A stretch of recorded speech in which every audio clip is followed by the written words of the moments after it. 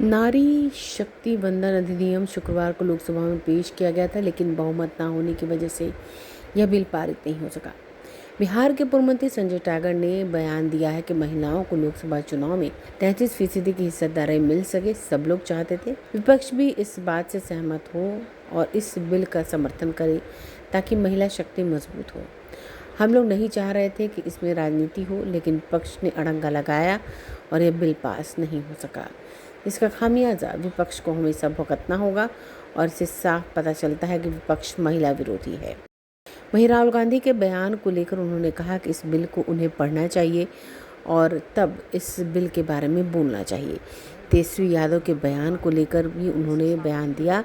उन्होंने कहा कि बहाना बनाकर इस बिल को पास नहीं होने दिया गया।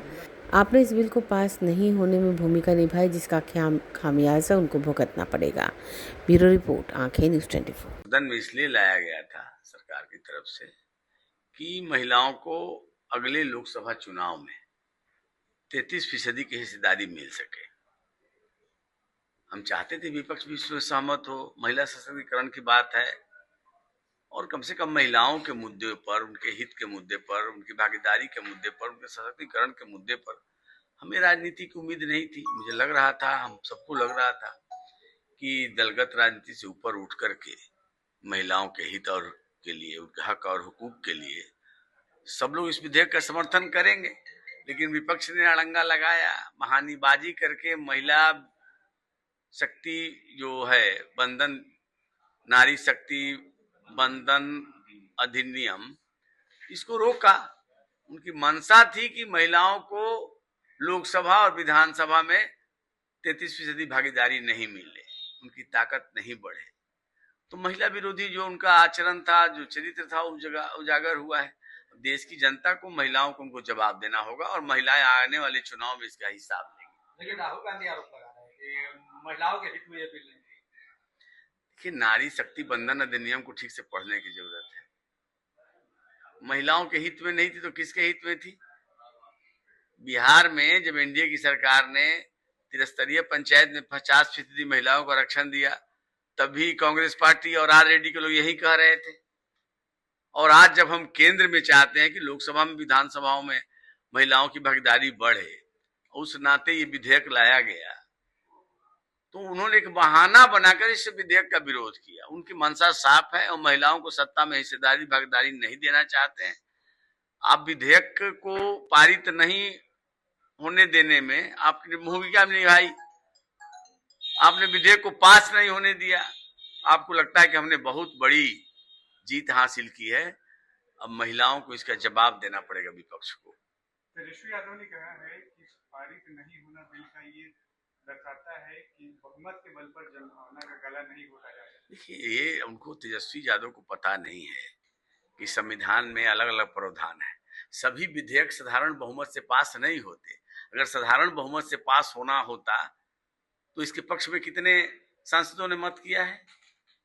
बहुमत से बहुत ज्यादा है। इस विधेयक को पारित करने के लिए 2/3 सांसदों के समर्थन की आवश्यकता थी। वो तो हम पहले भी जानते थे कि हमारे पास नहीं है 2/3, लेकिन बहुमत तो है मेरे पास। बहुमत नहीं तो सरकार कैसे चल रही है? अब उनको 2/3 बहुमत और सामान्य बहुमत का अंतर नहीं पता है, तो उनके इस ज्ञान में हम क्या कर सकते हैं? मोदी ने जो अपील की थी, इस पर सोच समझकर जो है वोटिंग करने की बात कही थी। इतिहास में एक बेहतर दिन दर्ज होता है, लेकिन काला दिन बिल्कुल, हमको तो एहसास था कि बिना विपक्षी सांसदों के, विपक्षी दलों के सहयोग के बिना ये विधेयक पारित नहीं होगा, क्योंकि 2/3 सांसदों का समर्थन चाहिए था। मेरे पास नहीं है, तो सबसे अपील किया गया था। उन्होंने कहा सदन के अंदर कि भाई जो आशंकाएं हैं, जो आपके मन में शंकाएं हैं, उसका भी समाधान किया जाएगा। हम गारंटी देते हैं। हम चाहते थे कि आगामी लोकसभा चुनाव में महिलाओं की भागीदारी बढ़े, उनको आरक्षण का लाभ मिले, लेकिन विपक्ष की मानसा नहीं थी। विपक्ष अपने मानसा में कामयाब हो गया। लेकिन आप यह कह सकते हैं कि हमने विधेयक को पास नहीं होने दिया, आप निपीठ थपथपा लीजिए, जितनी ताली बजाना है बजा लीजिए, लेकिन देश की जनता को, महिलाओं को जवाब देना पड़ेगा और इस गलती का खमियाजा विपक्ष को लंबे समय तक भुगतना पड़ेगा। ऐतिहासिक बिल के समर्थन नहीं करके, बिल का समर्थन नहीं करके विपक्ष ने एक ऐतिहासिक भूल की है, समझ गए, और इसका खमियाजा उनको भुगतना पड़ेगा।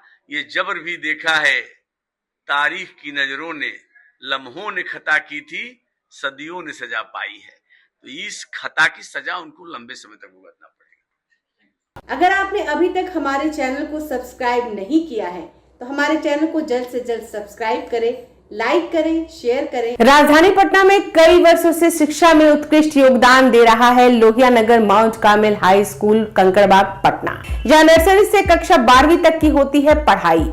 10वीं और 12वीं बोर्ड परीक्षा में 100% अंक का रिकॉर्ड। एक ऐसा स्कूल जहां पठन पाठन के साथ साथ बच्चों के संपूर्ण विकास का रखा जाता है ख्याल।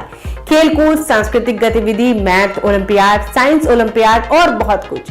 आज ही कराए नामांकन की प्रक्रिया जारी है। संपर्क करें DS/16 Gayatri Mandir road, housing board colony east, Indira Nagar, Kankarbagh, Lohia Nagar, Patna. हमारा पिन कोड है 800020।